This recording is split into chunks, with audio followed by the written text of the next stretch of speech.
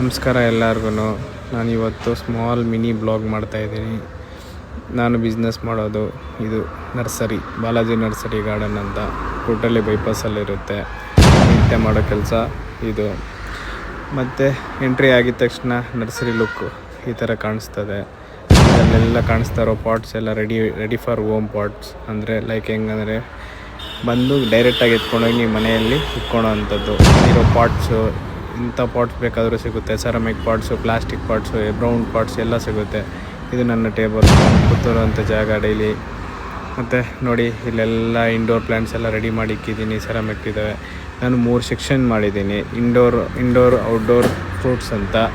ಇದು ಬಂದು indoor plants. ಇಲ್ಲಿಂದ ಸ್ಟಾರ್ಟ್ ಆಗುತ್ತೆ. ಇಲ್ಲಿವರೆಗೂ ಇಂಡೋರ್ ಪ್ಲ್ಯಾಂಟ್ಸು. ಮತ್ತು ಇಲ್ಲಿಂದ ಹಿಡಿದು ಇಲ್ಲಿವರೆಗೂ ಔಟ್ಡೋರ್ ಪ್ಲ್ಯಾಂಟ್ಸ್, ಎಲ್ಲ ರೀತಿಯ ಔಟ್ಡೋರ್ ಪ್ಲ್ಯಾಂಟ್ಸ್ ಎಲ್ಲ ಸಿಗುತ್ತೆ. ಮತ್ತು ಫ್ರೂಟ್ಸು ಇಲ್ಲಿಂದ ಸೆಕ್ಷನ್, ಫ್ರೂಟ್ಸು ಇಲ್ಲಿಂದ ಹಿಡಿದು ಲಾಸ್ಟ್ವರೆಗೂ ಇರುತ್ತೆ.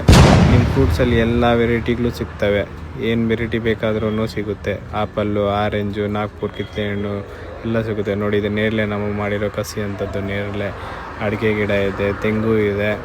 ಇಷ್ಟೇ ಫ್ರೆಂಡ್ಸ್. ಇವತ್ತು ಮಧ್ಯಾಹ್ನ ಆಯಿತು, ಊಟಕ್ಕೆ ಟೈಮ್ ಆಯ್ತಂತೂ ಹೊರಡ್ತಾಯಿದ್ದೀನಿ. ಮನೆ ಹತ್ರ ಬಂದೆ. ನನ್ನ ಮಗನ ಏನು ಮಾಡ್ತಾನೆ ಅಂದರೆ ಕೂತ್ಕೊಂಡು ಮಜಾ ಮಾಡ್ತಾನೆ.